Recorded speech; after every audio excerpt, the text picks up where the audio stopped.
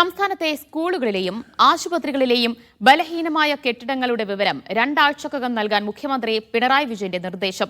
പൊളിച്ചു മാറ്റേണ്ടത്, അറ്റകുറ്റപ്പണി നടത്തേണ്ടത് എന്നിവ വേർതിരിച്ച് നൽകാനാണ് നിർദ്ദേശം. അൺഎയ്ഡഡ് സ്കൂളുകളിൽ സുരക്ഷാ പരിശോധന നടത്താനും മുഖ്യമന്ത്രി വിളിച്ച ഉന്നതതല യോഗത്തിൽ തീരുമാനം. പത്തനംതിട്ട ആറന്മുള സർക്കാർ VHSS സ്കൂൾ കെട്ടിടത്തിന്റെ ഫിറ്റ്നസ് റദ്ദാക്കി.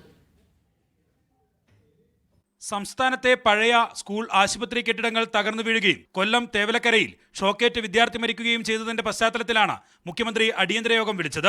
സ്കൂളുകളിലും ആശുപത്രികളിലും ബലഹീനമായതും പൊളിച്ചു മാറ്റേണ്ടതുമായ കെട്ടിടങ്ങളുടെ വിവരങ്ങൾ 2 ആഴ്ചക്കകം നൽകാനാണ് മുഖ്യമന്ത്രി നിർദ്ദേശം നൽകിയത്.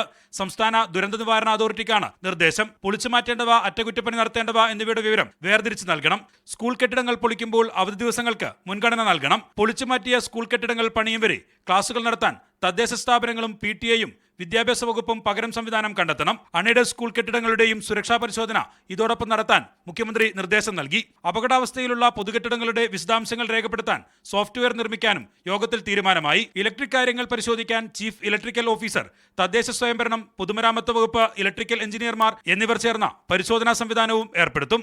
മീഡിയ 1 തിരുവനന്തപുരം.